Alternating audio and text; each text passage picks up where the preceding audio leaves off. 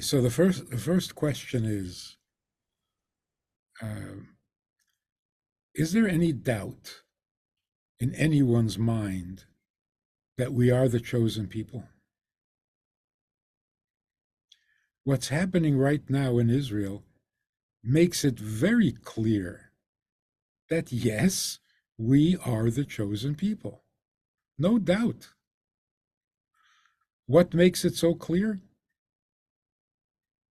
We are a tiny, tiny country, a tiny, tiny people, and all the world's attention is on us again and again and again. There's no question we're the chosen people. The whole world is afraid of us. What? Why? And not only for the last 70 years, for all of history. The world is obsessed with the Jews. Why? Because we are a threat to every evil that ever tried to exist. Anyone with any evil plans knew that they had to first get rid of the Jews, because Jews will not allow the evil. Isn't that a perfect description of history?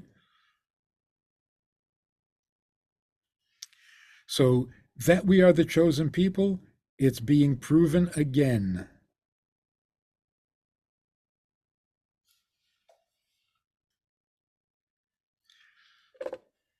We have the spotlight on us, and we have the microphone, and the world is listening. Again. But we have to say something really awesome.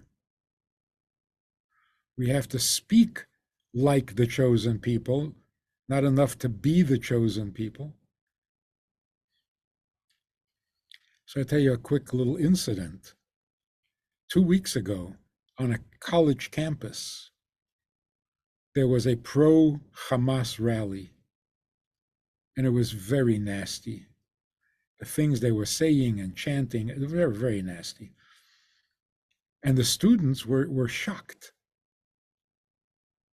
Nobody knew what to do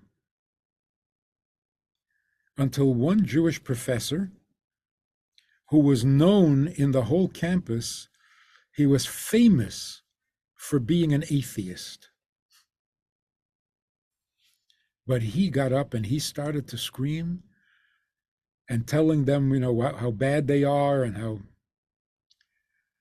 the police were afraid that it would start a riot. So they arrested him to protect him. The next day, the professor came to class to give his lecture.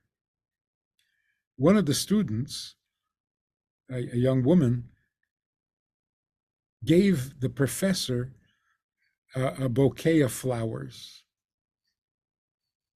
The professor said, "What is this?" She said, "I was so proud of what you did yesterday when you stood up to that crowd and you said what you had to say." So the professor said, "You're Jewish?" She says, "No." He says, "So why were you proud?" She says, "I was proud of the fact that the chosen people spoke like the chosen people, that you acted like the chosen people." So the professor said, I don't believe that. Don't believe in chosen people. Don't believe in God. Don't believe.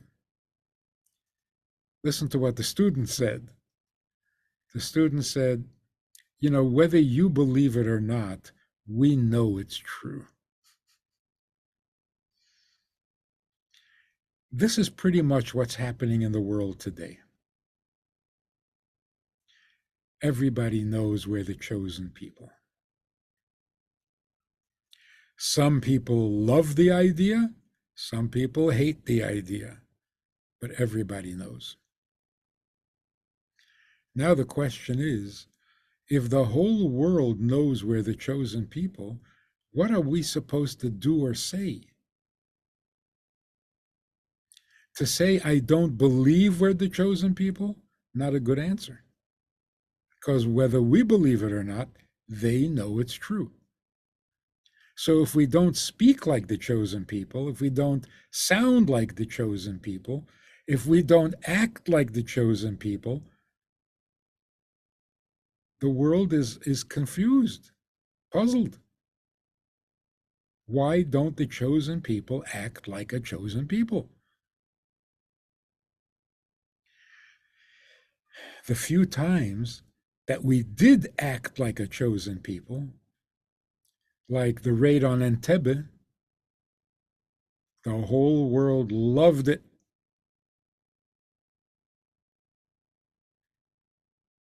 And the 6 Day War, the whole world loved it for about a week. But then we went back to acting like we're not chosen because we wanted to give back the territories that we captured. I said, you're acting like you're guilty. That's not a chosen people. So the world went back to being upset with us.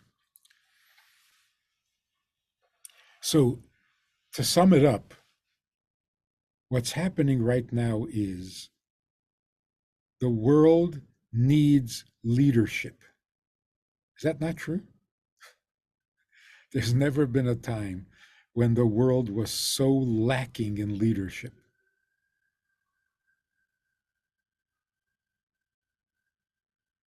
Hamas have now become the leaders?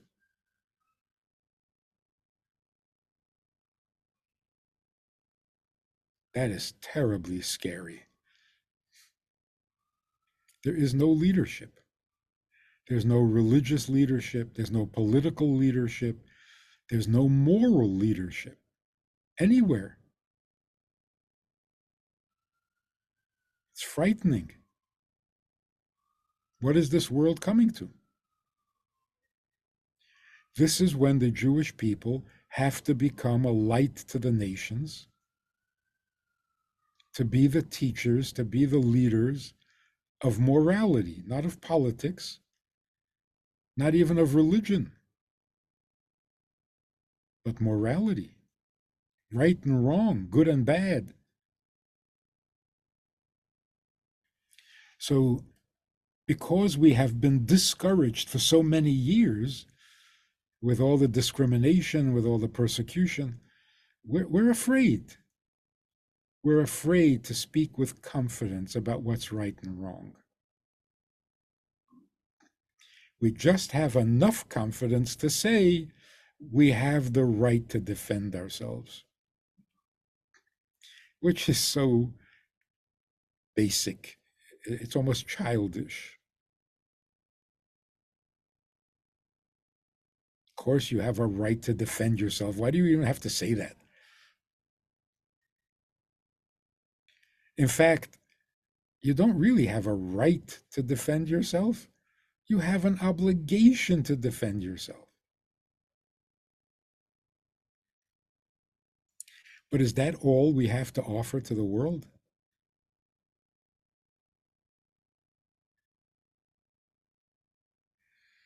No, we have a lot more to offer. But we have to speak with confidence because we're speaking in the name of the Torah, we're speaking in the name of God. And the world wants to hear it.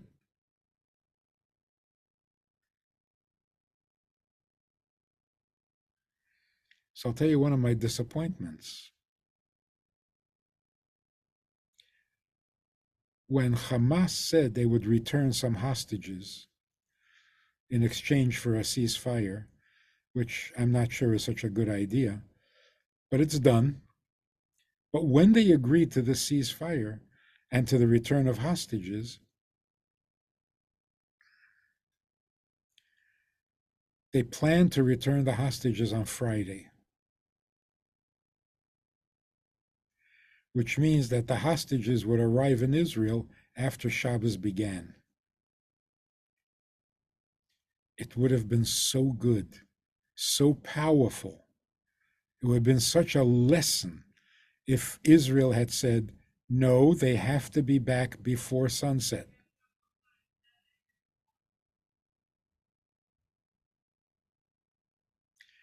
You're allowed to travel when your life is in danger. So there's no question they were allowed to travel on Shabbos to get away from Hamas. But just out of Jewish pride, why does it have to be after Shabbat begins? Move it up and deliver the hostages early on Friday. That would have been so good for the Jewish people. To see some pride, to see some dignity.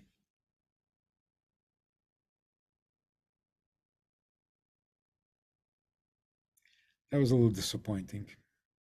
It was such a great opportunity to show the world that the Torah is alive, the mitzvahs are still in force, we're still keeping the mitzvahs. It would bring us so much respect from the world. That is our challenge today. The world is looking at us. The world is listening to us. And all we're saying is that we have a right to defend ourselves. That's not enough.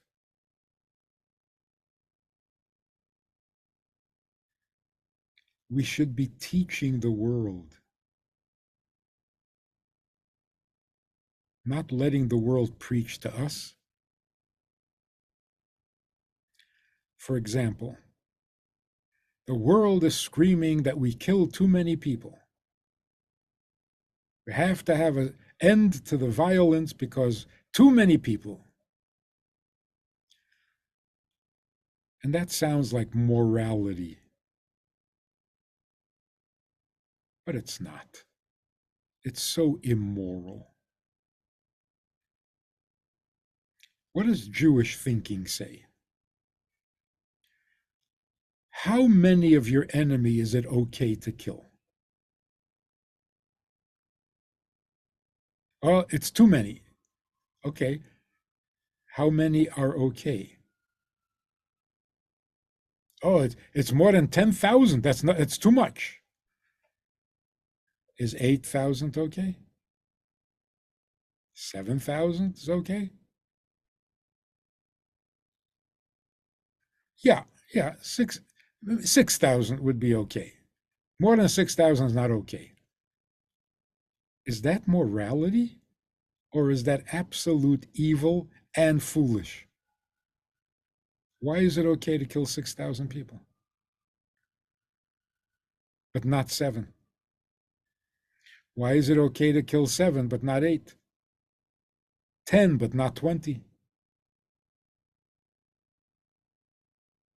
That's not morality. It's stupidity. Here's what morality really means. When you fight a war, the purpose is to bring peace. In World War II, the Allies defeated Germany and Japan, and there was peace. There's still peace.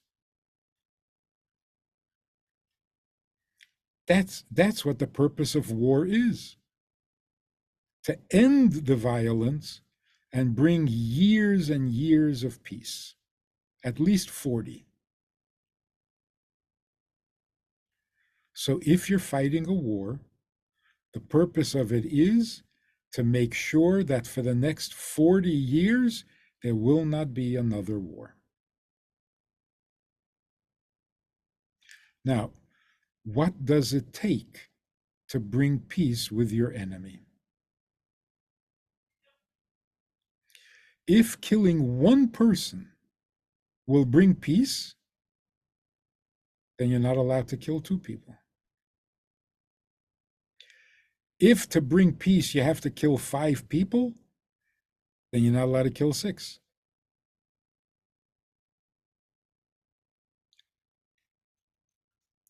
But imagine if to bring peace you have to kill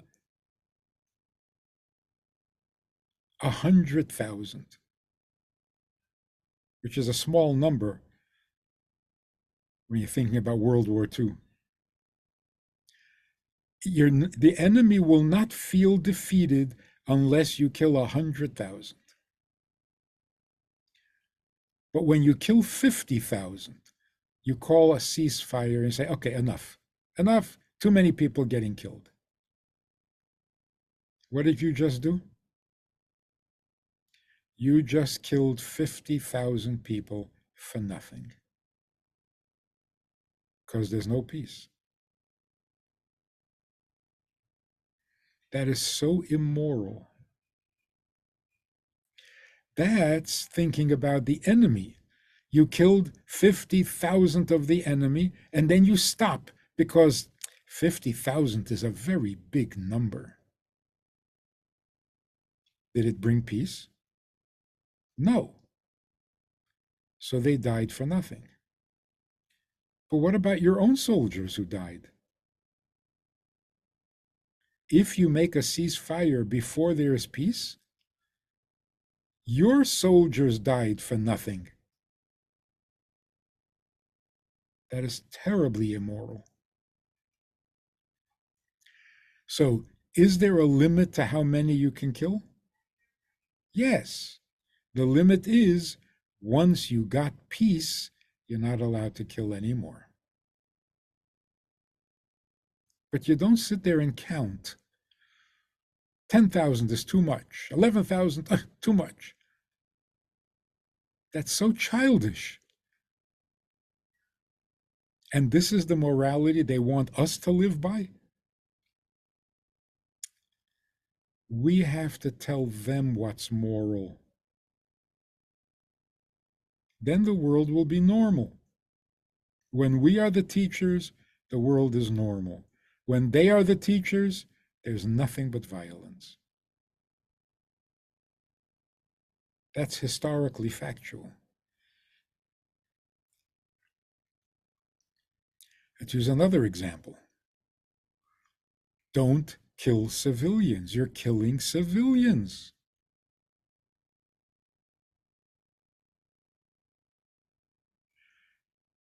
Are you allowed to kill civilians? Is it immoral to kill a civilian? Well, let's stop and think about it. What does the Torah say? The Torah says you're not allowed to kill a civilian. What is a civilian? Someone who surrenders. If during a war, a member of the other nation, of the enemy, surrender, then you can't kill him. You have to take him prisoner. You can't kill him. If he's not surrendering, then how do you know he's a civilian? A civilian means non-threatening. If a person is not threatening, then you can't kill him. But how do you know he's not threatening? Because he surrendered. Otherwise, he's a risk. The purpose of war is to get rid of danger, not to get rid of murderers.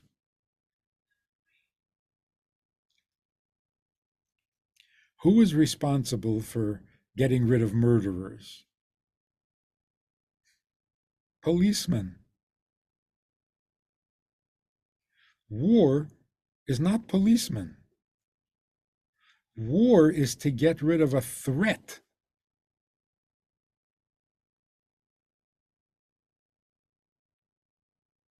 Because you can't live under a threat. So as long as an individual is threatening, he's not a civilian.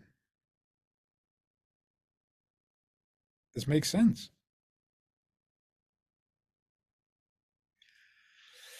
You can't just say whoever is not carrying a gun and is not wearing a uniform is a civilian. That's not true. Every soldier is a civilian. Take off the uniform, he's a civilian, but he's a threat.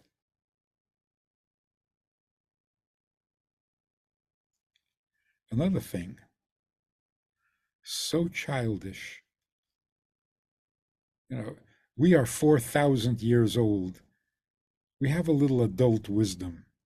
Most other nations are so young, they're like babies. And their thinking is like babies. An Israeli soldier goes into an Arab village. He is responsible to make sure that he doesn't kill civilians. It is such a ridiculous idea. How many soldiers were injured, maimed, and killed, protecting civilians? The reason it's absurd is because it's true that you're not supposed to kill civilians. Whose responsibility is it to identify the civilian? A soldier comes into an Arab village like Jenin. How is he supposed to know who is a civilian? How is he supposed to know? The obligation is that the civilian has to identify himself. Otherwise, how do we know? You have to guess. How does a civilian identify himself as a civilian? He surrenders. He gives you his gun, he gives you his tank, and he says, I don't want to fight anymore. Take me. I'm your prisoner. That's a civilian. But that the Israeli soldier has to figure out who the civilian is when he goes into battle? That's so ridiculous. So immoral.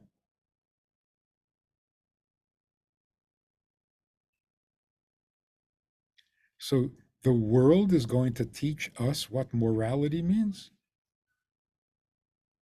The Geneva Conference knows what morality means? Who were the members of that conference? Ukrainians? Germans? Polish? What, a whole band of anti-Semites got together and they're going to dictate what morality is?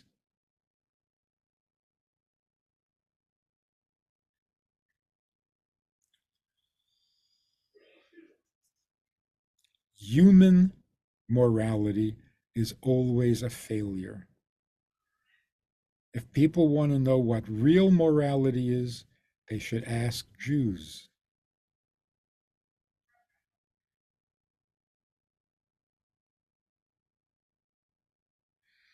I have one more thought.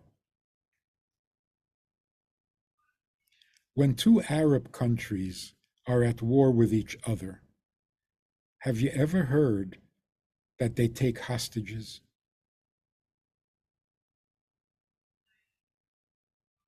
Never.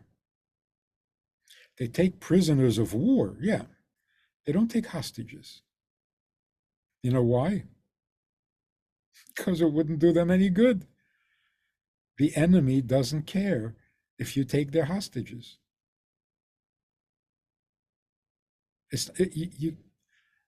You don't win anything by taking hostages from other nations. Only from Jews. Why? Because we kept telling the enemy, we will do anything to get hostages back. Oh, really? Oh, then taking a hostage is a good idea. Who gave them that idea? We did. Did you ever hear anyone complaining in any other war that civilians are being used as human shields? Never. Because they don't use human shields when they're fighting each other. Why? Because it wouldn't help. We keep telling them we will not shoot civilians. So guess what they do? They use civilian shields. If we changed our policy and if we said to them, you know what? We are not protecting your civilians anymore, then they won't use human shields. If we told them a long time ago, if you put rockets in a hospital, we'll blow the hospital up with everybody in it, then they wouldn't put it in hospitals. We actually gave them that idea.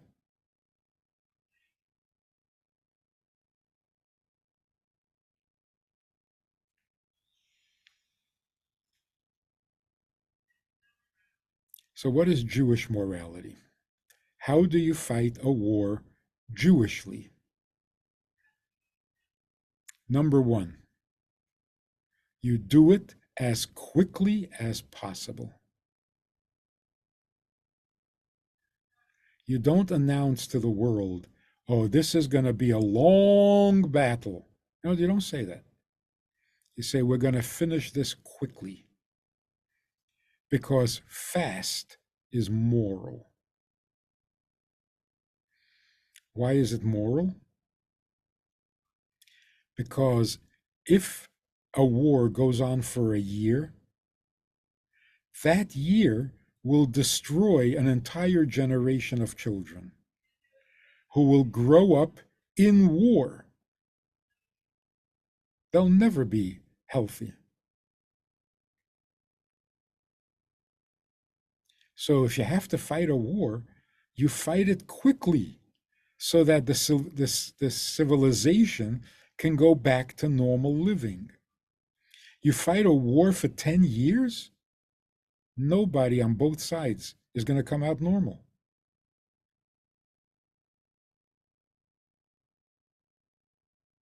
So the first rule of a moral war is finish it quickly. Rule number 2, you have to finish it so convincingly that that enemy will not even think of trying again for 40 years.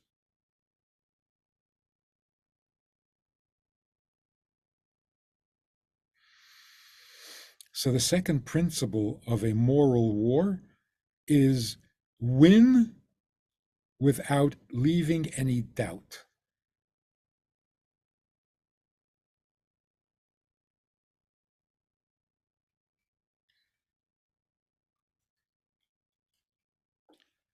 Let me tell you something really scary. We know there was World War I, and then there was World War II. That's not exactly correct. They were not two separate wars. There was World War I, then there was a ceasefire, and then the war came back. We call it World War II. It was the same people. Germany. How is it that 10 years after World War I, there was another war with the same people?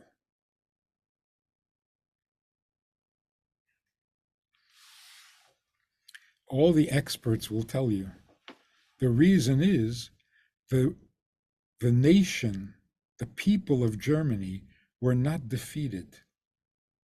only the army was defeated because the Allies did not enter Germany. The battles were fought outside of Germany. So as far as the average citizen in Germany was concerned, they were not defeated. They didn't see a single bomb. They didn't see a single bullet. You could actually convince them that they actually won the war because they didn't have internet.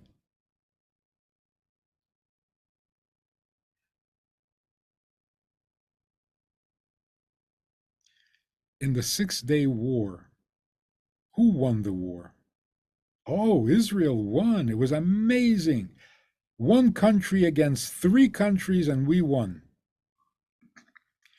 Ask the Egyptians. They think they won the war because they were told, we won. And they didn't know who won because we never entered Egypt. Not a single Israeli plane ever entered Egypt.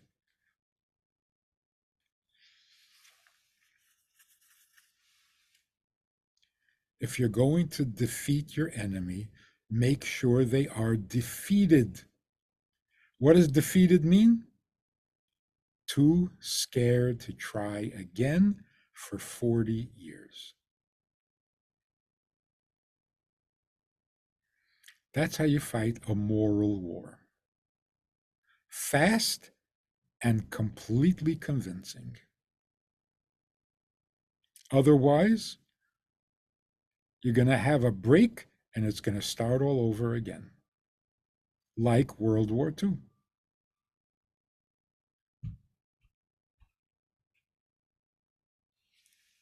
So imagine if during World War I, the Allies had gone into Germany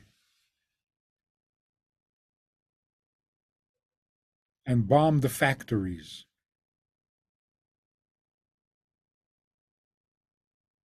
There might not have been a World War II. How many people died in World War II? I'm not even talking about the Holocaust. There might not have been a Holocaust if during World War I, Berlin was bombed.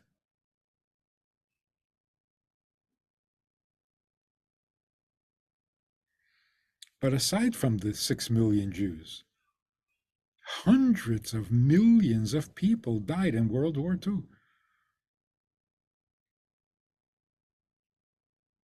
Because World War I was not fought morally. You don't stop when your enemy is not defeated.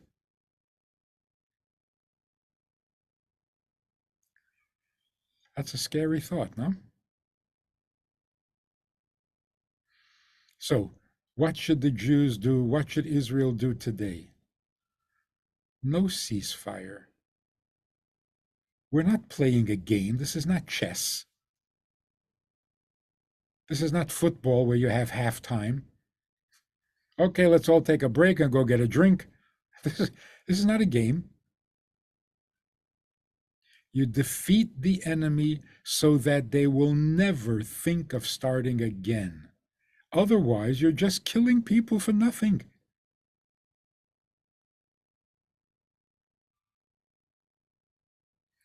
But to do that, Israel has to have courage, not willingness to die. That's ridiculous.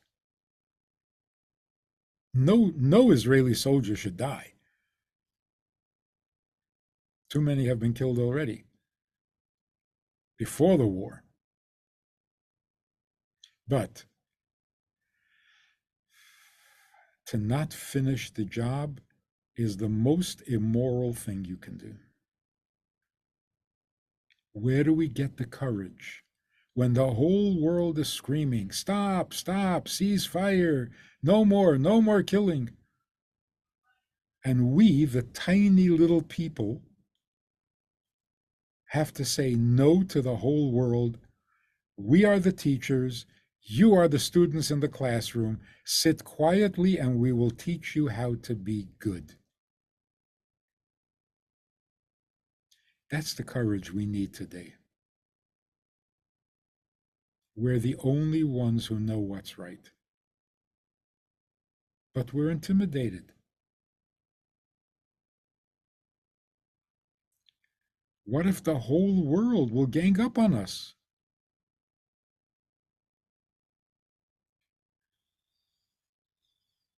The whole world is ganged up on you. If you stand with courage, you will win.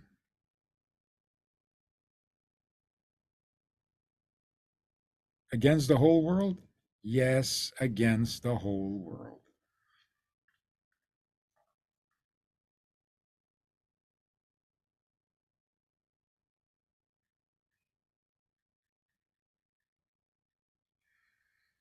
That's what's happening now.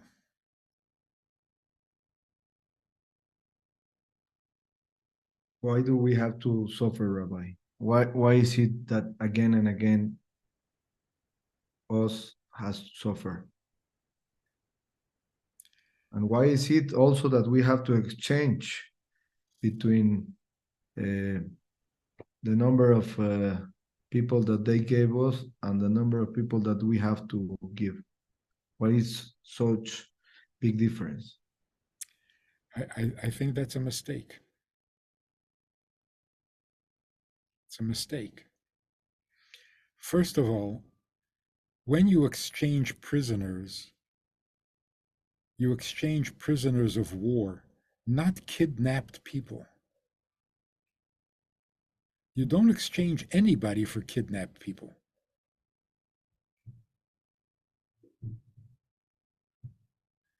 That encourages kidnapping.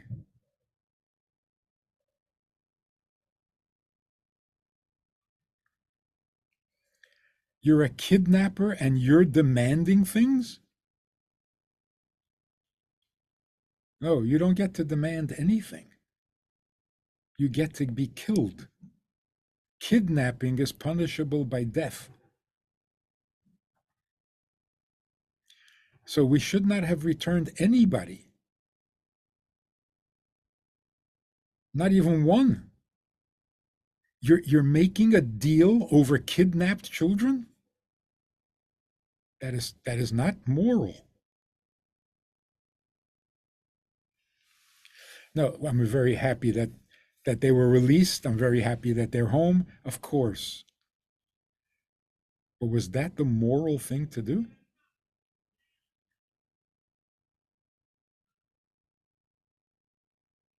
Letting the kidnappers dictate rules?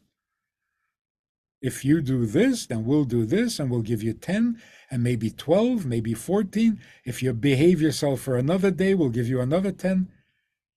Why are they in charge of this? Not moral. There's nothing moral about it. It just feels good.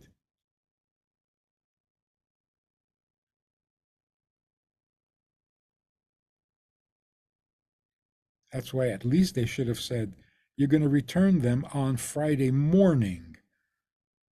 Otherwise, no deal. We dictate, not you. You're the kidnappers. Now, in the press, they're going to come off like they're angels. The kidnappers are suddenly the nice guys. This is so absurd. It's so crazy.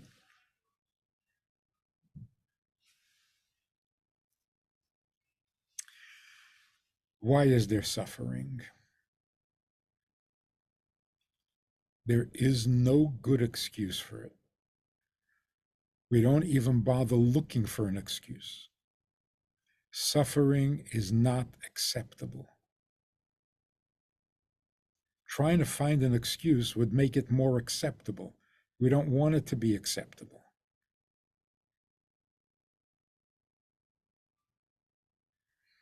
So a very quick story for that. Elie Wiesel was in the Holocaust. He was in the concentration camp, and he wrote many books about it. So wherever he spoke, people always asked him, why was there a Holocaust? So of course he doesn't know why. But one time he said the most brilliant thing on the subject. The guy asked him, why was there a Holocaust? And Wiesel said, I'm sorry, but I'm not allowed to tell you. The man said, you know why, but you can't tell me? He said, that's right.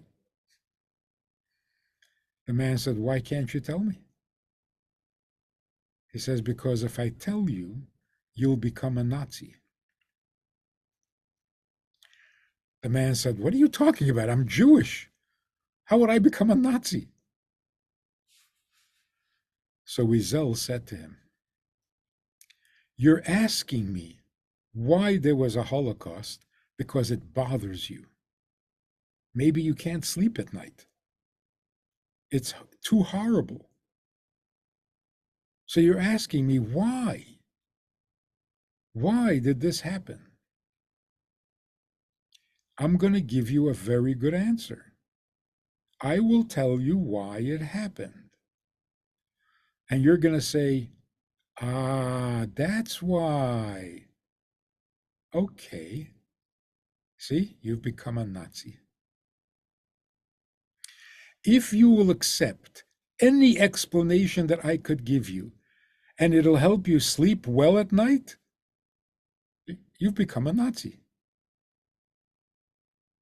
The fact that you can't sleep at night means you're a Jew.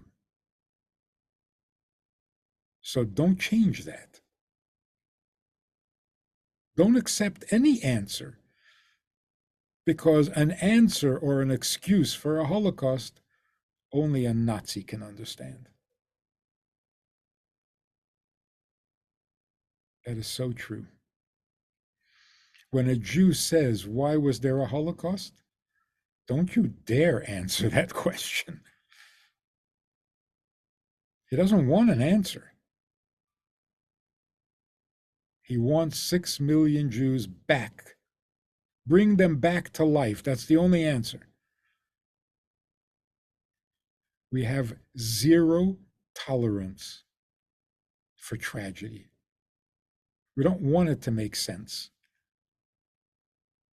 We want it to stop. We have to have zero tolerance for stupidity.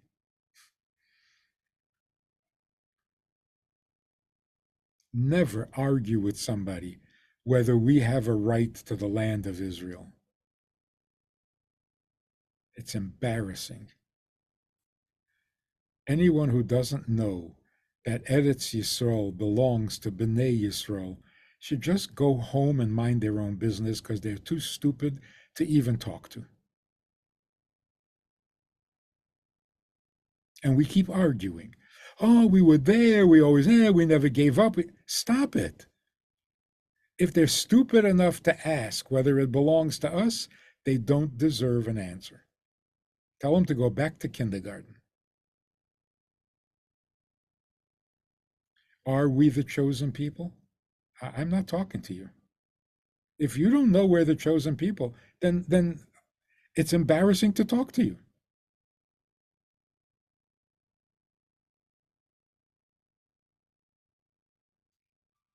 How come we kill so many people and they kill less people? I'm not talking to you. I'm not talking to you. You're too stupid to be involved in this conversation.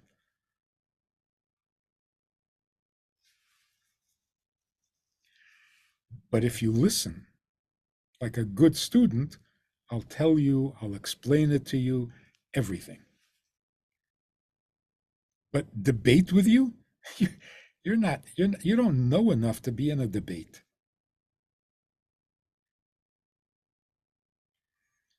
That's Jewish pride. Don't lower yourself into these discussions.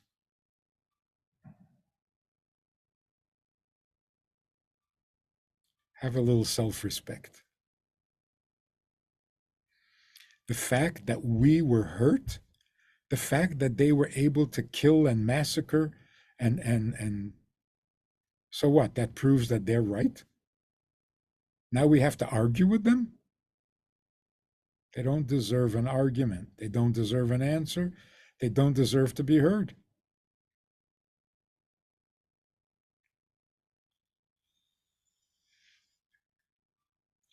So the purpose of this conversation that we're having right now is to build up our self-respect. Yes, we can be killed. Should we be ashamed of that?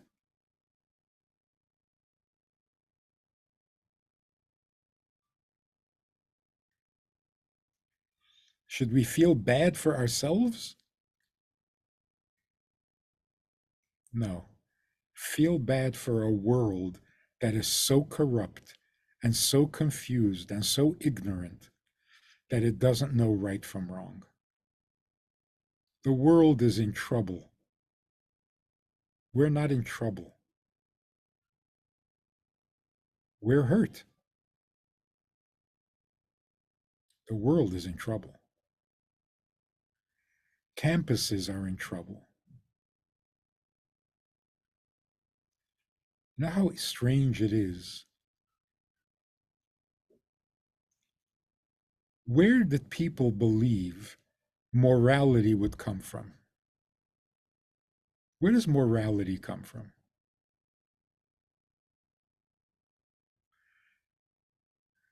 For almost 100 years, people believed that morality will come from education.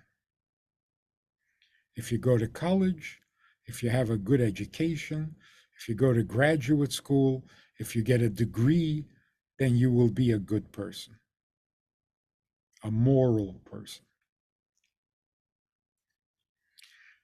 The other possibility was religion. Religion teaches morality.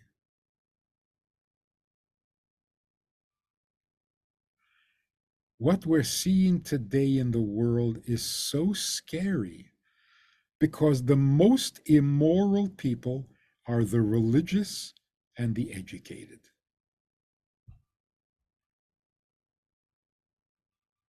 Isn't that scary? The two places we thought morality would come from are the least moral.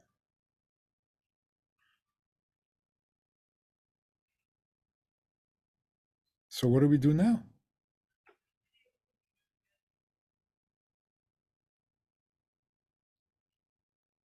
Where will morality come from now? So we were told that in the end of days, the entire world will have lost all morality and will come to the Jewish people and say, tell us what God said because we don't know.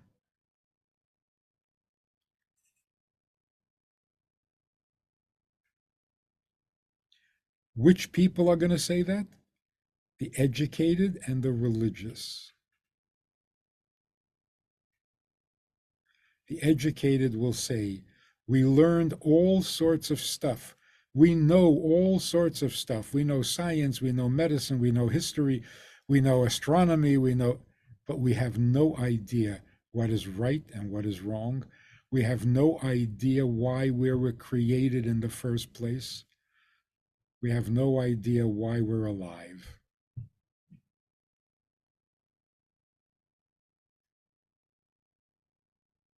Because we can go to the moon and back? What for?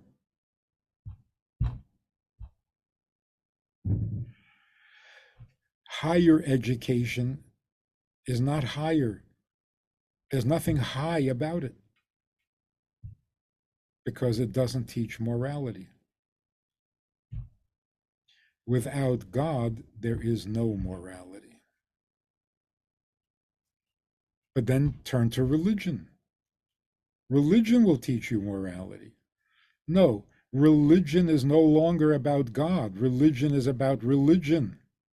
And it's just as corrupt and just as ungodly as the universities. The universities teach science without God.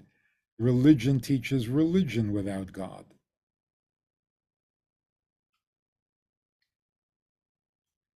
So what's left? So the prophets told us what will be left is the Jewish people who know the Torah. And the whole world will come to the Jewish people and say, teach us, show us, lead the way, and we will follow.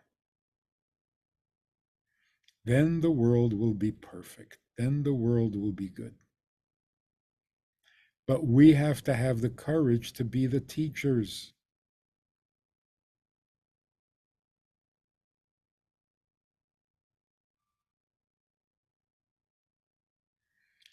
So we are not in trouble.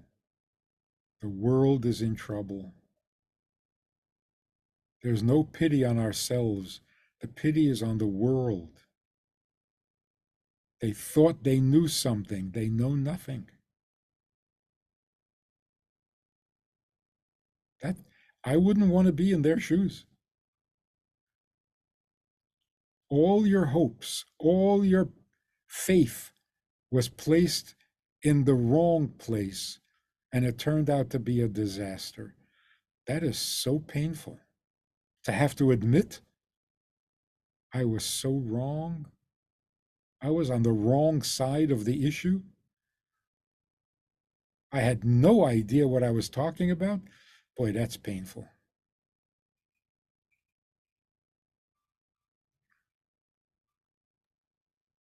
Rabbi, Yes.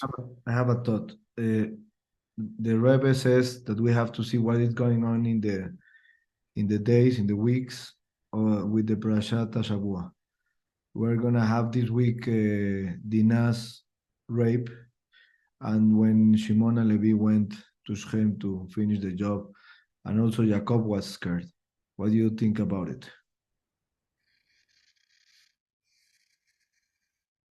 Were they right? Of course they were right.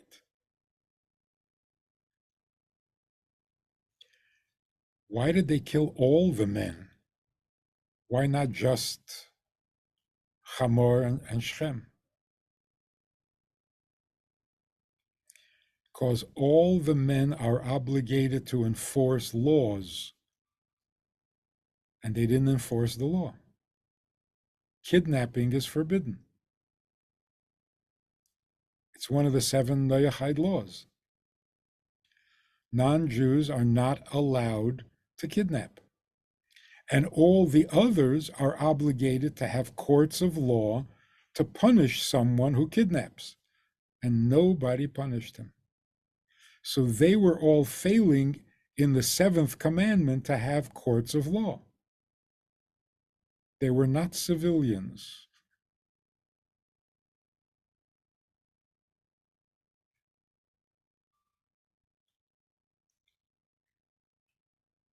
Yeah, they were right. Of course they were right. Even that Jacob says that he was scared about the neighbors. Yeah, but you see, nothing happened. The neighbors were intimidated and they behaved themselves.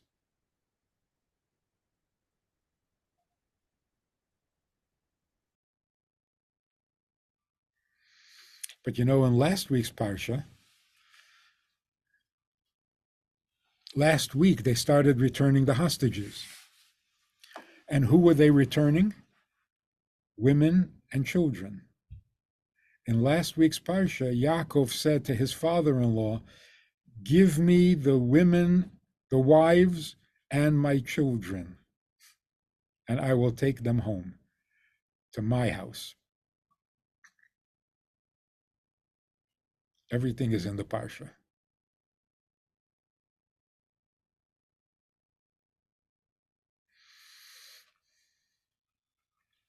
It's beautiful, if you can use that word. 50 years ago, there was a surprise attack on Yom Kippur. This year, there was a surprise attack on Simchat Torah.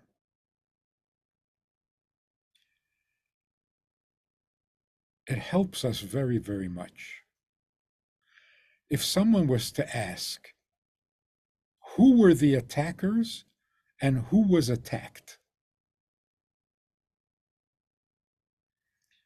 Because it was Yom Kippur and because it was Simchat Torah, it is so clear we should not be confused at all.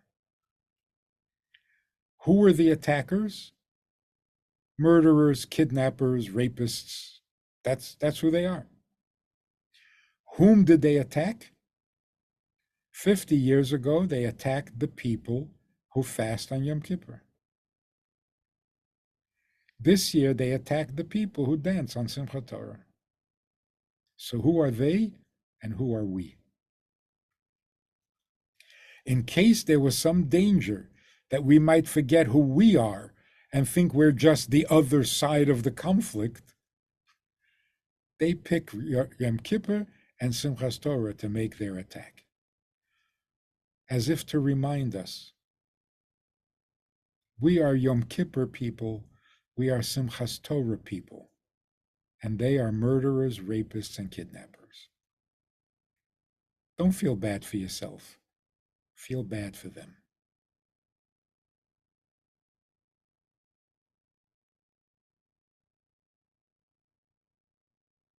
We have nothing to be ashamed of. They want us to be, but we have nothing to be ashamed of. We are, after all, the chosen people and the most moral people on the planet. There's no doubt about that.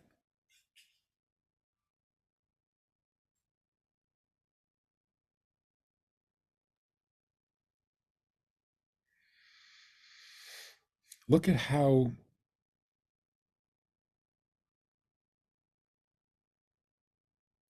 Israel treats its prisoners.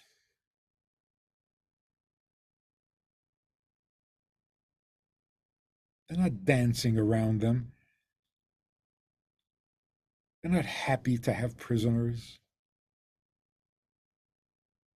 They're not torturing them. They're not frightening them.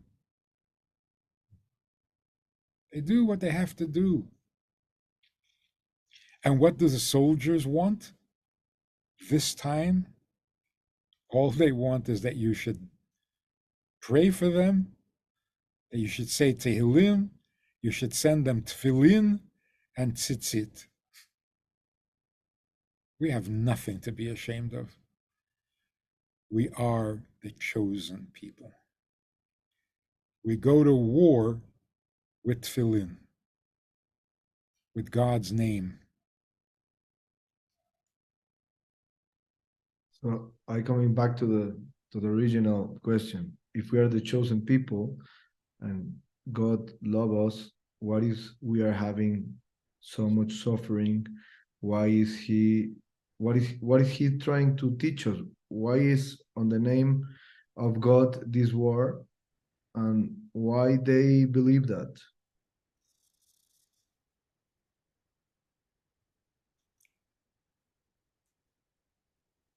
That's what I was saying before. We don't want an answer to that question. We don't want to know why there's death and suffering. But we will do everything to stop it. Being the chosen people doesn't mean you're not going to be hurt and you're not going to get killed. It means you're not going to become corrupt. Being the chosen people doesn't mean that you're Superman. It means you're a godly person. Now, of course, we expect that godly people should be rewarded with long life and with success and with good health. That's a very good question. Where is our reward? Very good question. But only God can answer that. It doesn't make us wonder or doubt that we are chosen. We're chosen because we have godliness in our brain, in our heart, and in our behavior. Somebody can shoot me? Yeah, somebody can shoot me. That doesn't make me the bad guy. Makes them the bad guy.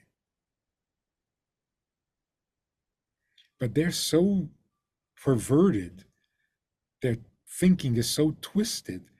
They think, they really believe this. If they are successful in being evil, it means they're good and that God is on their side. Isn't that what they say? If we are successful in killing and raping, and then obviously we're the good guys. Ever hear such logic? Success means you're good only if you're successful at goodness. You're successful at evil means you're good? No, it just means you're dangerous. On the other hand, if we are the victims and we are killed and we are raped and we are kidnapped, that means we're bad? God is not on our side? What kind of logic is that?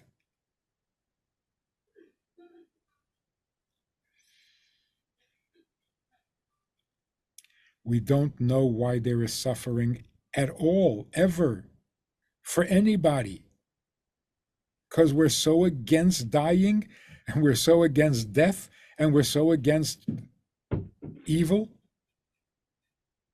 Can't understand it. Only evil people can understand evil. We can't understand it. Does that mean there's something wrong with us? No, it means we're the chosen people.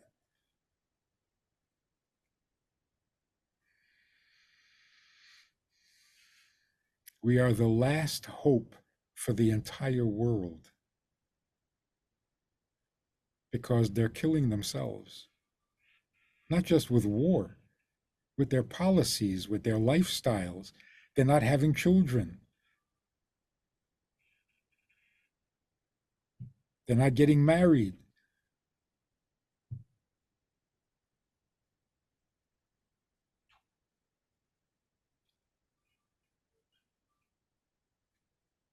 Their population is down. Their reason for living is gone. They don't know why they're alive at all. The suicide is up among successful people. It's over. The lifestyle in the world today is finished. The religions are corrupt. Politicians are corrupt. Money can't help you when everybody is corrupt. So what's left to this world? The Jews. Some people find that very hard to admit, so they're violent.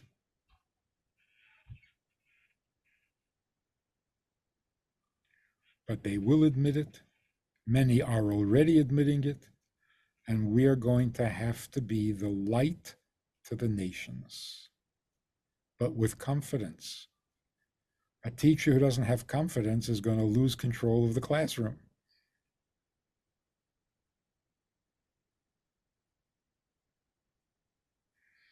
So let's do more Jewish things. Let's tell the world how Jewish we are without being afraid and without being ashamed, because that will make us safer and it will make the world safer. Amen. Like somebody asked, should I take down my mezuzah? Hide my mezuzah because it's dangerous? I said, that's like saying I live in a dangerous neighborhood, so I'm taking off the locks from my door. No, put on another lock. Put on tefillin. Put on the tzitzit. light Shabbos candles and let everyone see it. That's how you fix the world. It's not more dangerous, it's less dangerous. People respect you if you respect yourself.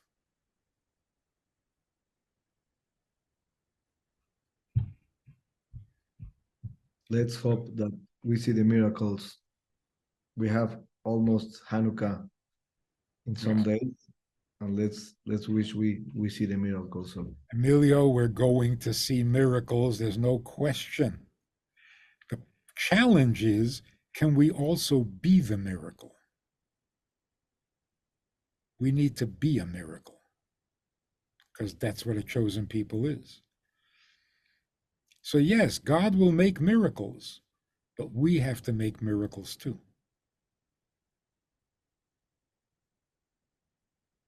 We are the miracles.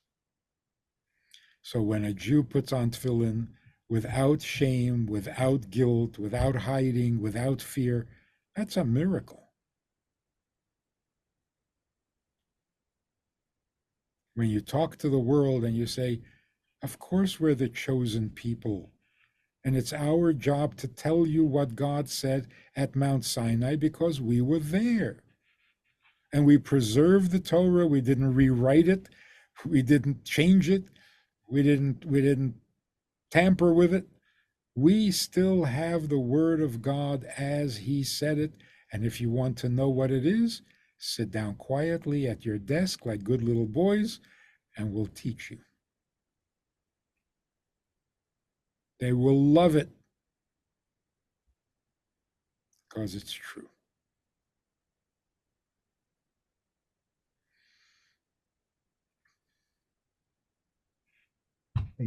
Thank you, Rabbi. I just want to end this conversation asking you to send a bracha for all the Hayalim and the people that it's kidnapped to be returned in the best way, as quick and easiest as it could be. And with that, we end the conversation. And this year, light a big menorah for everyone to see. No fear. Bigger, not smaller.